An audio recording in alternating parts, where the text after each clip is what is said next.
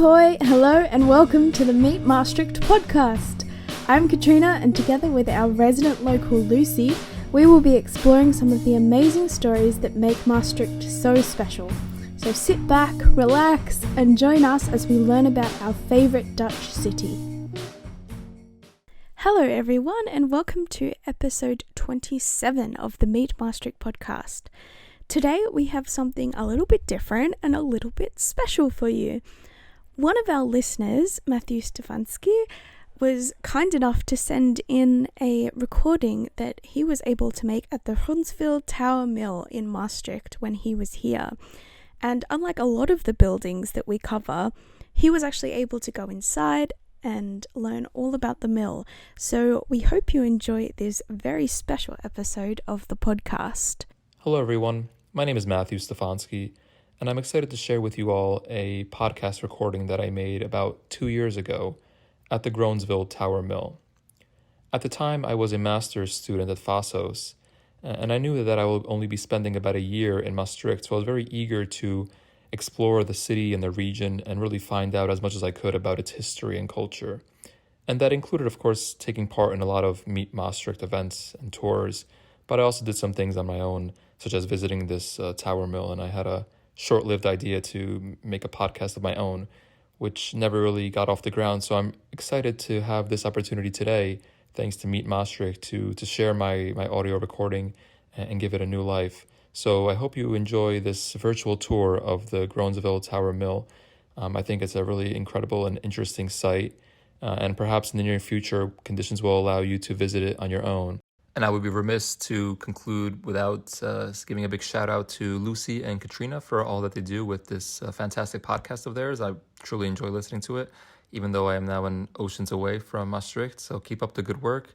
Thanks for all that you do to promote the history of Maastricht to all of us non-Dutch speakers. It's really very appreciated. And thanks for this opportunity again. Hi, I'm Matthew Stefanski, and this is Hidden in Plain Sight, a podcast about historical places in and around Maastricht. Few symbols are as iconic of the Netherlands as windmills. And did you know that you can visit one here in Maastricht? In today's episode, we will explore the Tower Mill of Gronsveld, a 400-year-old windmill located just a short bike ride from city center.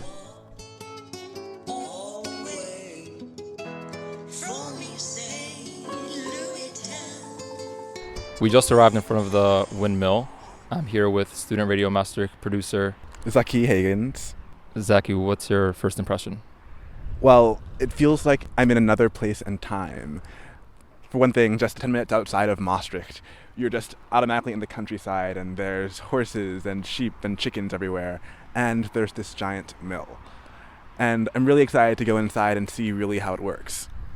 Yeah, it's a beautiful, bright, sunny day today with a blue, clear sky, and the sun is glistening off the metallic pieces of the windmill's blades. So let's go inside and check it out. Oh, what is this? And I heard of Holland. It's like wooden shoes and windmills and tulips. My name is Koen, and I'm a miller here since like 3 years, and a voluntary miller. And I just think it's quite interesting to do this. I don't do this for a living. I'm an engineer. It's the oldest windmill in the province of Limburg. And what is special about it is its form. You can see it's a tower mill, so it's built straight up and it's quite big. That's what's special about it. And it's 400 years old. This year it was its anniversary in July, and there was a big feast. We can see that it's running today. Does it still function correctly? Yes, yeah. It has always been used for grinding flour, and still today. Of course, the stuff has been built and rebuilt and burned down over the ages, but it still functions correctly. Was it possible to see it inside and take a look around? Sure, we can go in. This is quite special where you are here. You don't see this very often. You have this. The roof is built as an arc. With a closing stone of mergel. Mergel, I'm not sure how that's called in limestone maybe. Well, it's very soft stone, but some of the things in there, it's very typical for this region to build with mergel.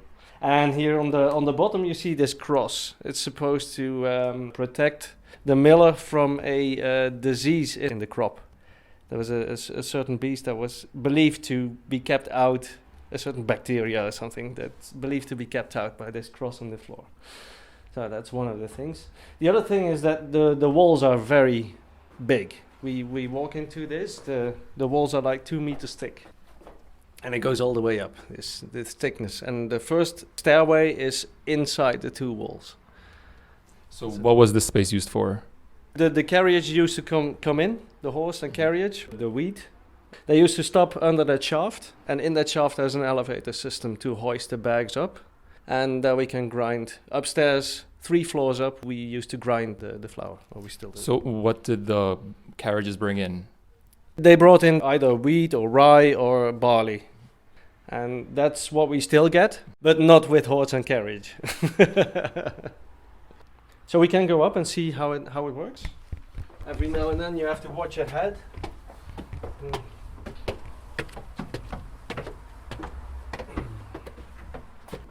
Maybe it's best we start all the way up. That's the most logic. That's where the power comes in. Watch your head here carefully, because it's quite low.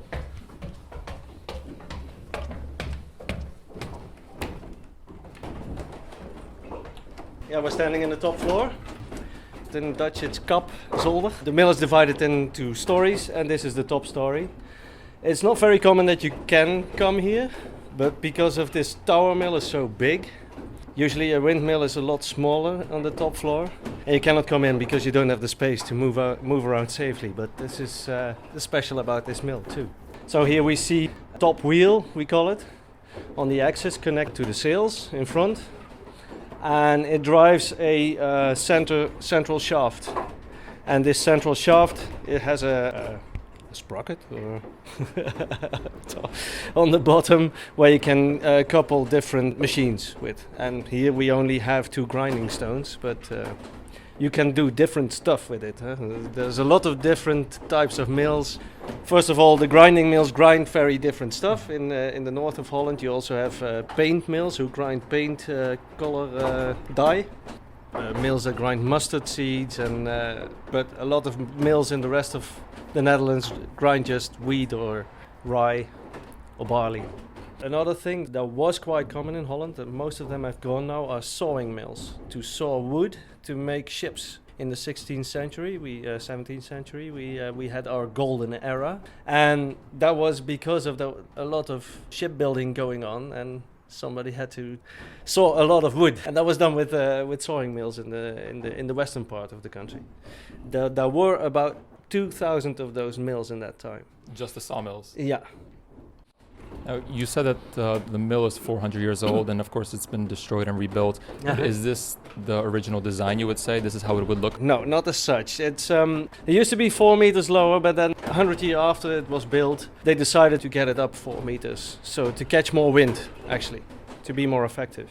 And that's how they built it up. And then the last time all this woodwork was destroyed was after the Second World War. And at the end of the Second World War, and there was a little fight between the Germans and the Americans, and it caught fire and didn't survive. And the last restoration is in the 1970s, and since then it has been in this form. So it has changed form a bit, but it was more or less like this. And how much wind is really necessary to power this mill? Because we see today it's not very windy, but it is a little windy, and inside here it's moving pretty robustly. So is the speed affected by the amount of wind, or yeah, sure, and also by the amount of sail I put on. Mm-hmm. So in front there's a wing, and it has a kind of fence work, and I can change the amount of sail I have in front of it just by rolling it up or rolling it out. It depends. You really need minimum of like 2x4 to get it round.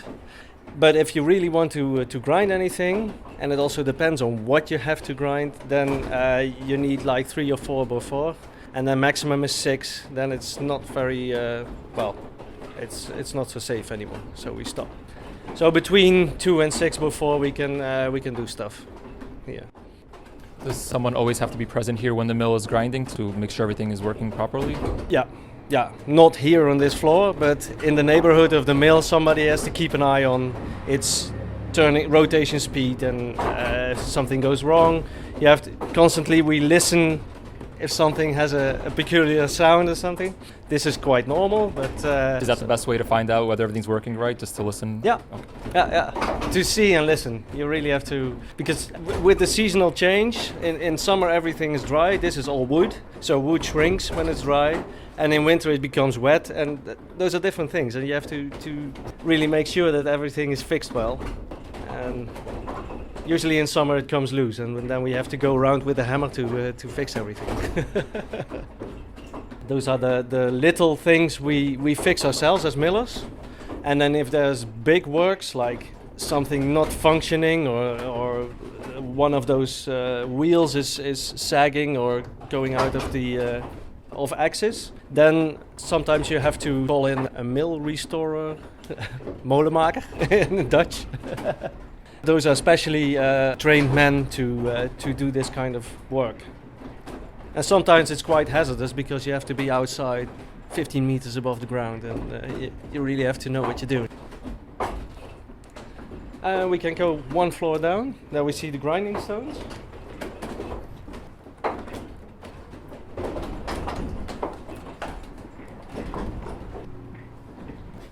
So this is what it's all about. This is the grinding stones. There's one. There's actually a couple of them.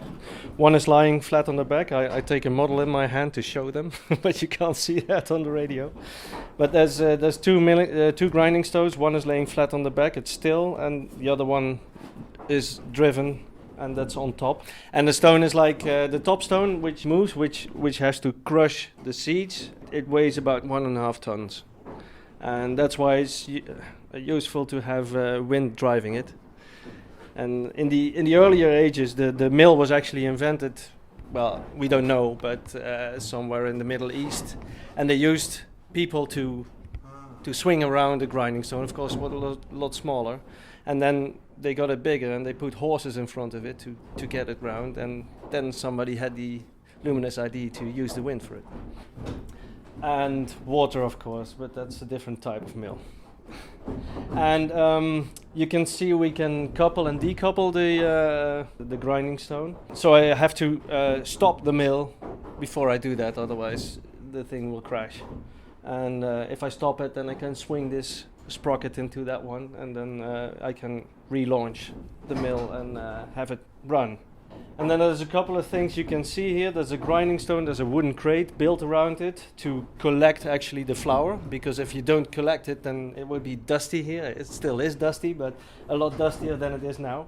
And of course you have to collect it and put it in a bag somewhere, and that's one floor down. Roughly how many bags of flour can be produced in an hour, or how is that measured? That of course depends a lot on the wind. And if you have a strong wind, like in autumn we very often have strong winds, not today, but you have these autumn storms, and then you can do like easily a few 100 kilos a day too. But that's quite a heavy work.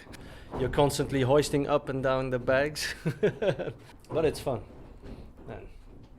And also I can control from here, from this floor. I stand right beneath the grinding stones, and I can control the quality of the flour. So if the speed of the windmill varies, also the size of the grains coming out, the flour becomes more or less rough.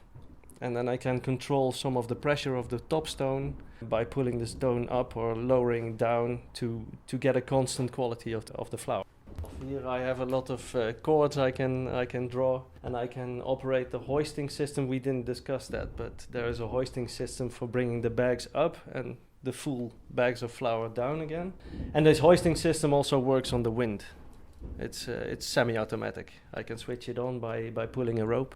If somebody still has trouble imagining it, of course you can stop by here in Maastricht. We are open every first and third Saturday of each month, year round. Does the name of the mill mean anything? It's called Tower Mill of Gronsveld, and Gronsveld is the place nearby to the count of which it belonged to, and the Tower Mill is just its building appearance. So there's no given name, it's just description. There are not so many windmills in this area, but it's hilly, so you have a lot of water coming down the hills, and they build obviously a lot more water mills than windmills. But on top of this, the plateau, if you go from the Maas, you go east, you go towards Aachen, there is a plateau, and on top of that plateau there are a few more windmills. But this is the one belonging to the community of Maastricht. It used to be the Count of Gronsveld who owned this. The Count owned all the farmlands around. The farmers rented the land from him. And everything their crop had to be ground here. That was obligatory. And then he raised taxes, of course, on that, so he got part of the money. And there was also a bit of income for the miller himself. So it was all a system of the control by the Count. And that was very common in that age, until the late Middle Ages, until the 1900s, I think. The building, it was done on the spot. So they had to make the bricks. And the bricks you see here, they were also made on this premises, the bricks. They built a field oven, so to speak. And they have a water, a put, how you say that in English? A well? A well, yes, a water well. They drilled it here, they dug it, actually. They couldn't drill in that time. But it's still there. And they actually fabricated the bricks here to make this mill. It's cool. And we are standing on what is called in Dutch is the belt. It's to enable the miller to climb into the sails, to put the cloth on. And on the other hand, there is the... I think it's called yaw, to put the sails in the right direction. There's a tail to the mill, which has a winch on the back. And with this winch I can turn around the sails into the wind. If the wind changes direction, of course, that it does it a lot. But you have to follow when you still want to grind stuff.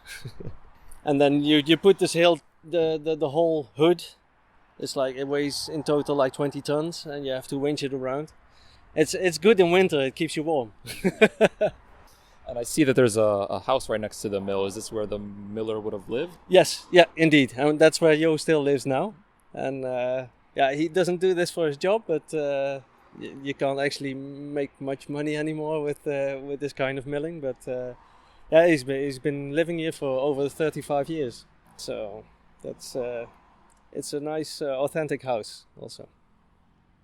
You mentioned the windmill as a symbol of the Netherlands, and of course it is. But aren't most of those windmills to drain water? Yeah, the polder mills. Yeah. Would those look different inside? Yes, indeed. They would have until here the same stuff, until this wooden axis in the middle. But then it goes down a lot deeper, and the machine that it's running is not a grinding stone, but it's a big, either a big water wheel to scoop the water out of the polder, or some kind of a screw that screws up the water a few meters. You see those a lot in Holland. And you mentioned that this year was the 400th anniversary of the mill. Was there a big celebration? There was a big celebration, yes. In mid of July, we had a big feast, and there were loads of people. I've never seen that many people around here. So there were a lot of people involved with the mill, were present. There was a little band playing music, and it was cool.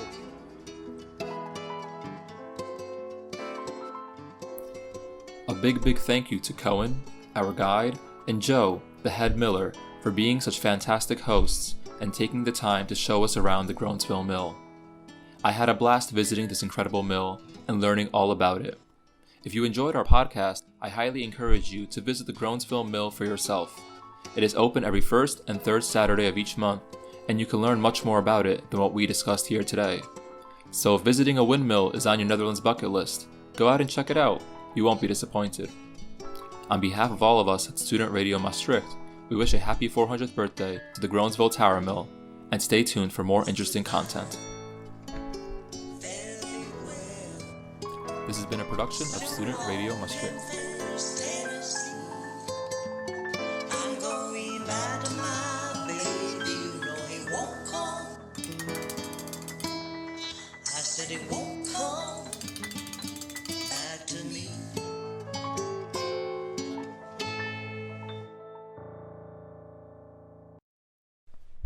Well, we hope you enjoyed that very special episode of the podcast. And obviously a big shout out, a big thank you to Matthew. Thank you so much for sharing your recording with us. We are so grateful. If you are someone who has dabbled in podcasting or likes recording or is interested, please let us know. We would love to collaborate with you. Next week we'll be back with our regular programming, but in the meantime, make sure to check out our social media and our website, as we will be offering the very last of our autumn bike rides, bike tours, before we start some winter walks, which will be on demand to keep everyone nice and safe. We hope you have a lovely week, and we will talk to you soon. Thank you so much for joining us today, and don't forget to follow us on social media. You can find us on Facebook by searching Meet Maastricht, and on Instagram at @meet_Maastricht. If you would like to learn more about us, you can also visit our website at meetmaastricht.eu, where you can buy tickets and subscribe to our monthly newsletter so you're always up to date. Thanks again, and tune in next time to learn more about our beautiful city.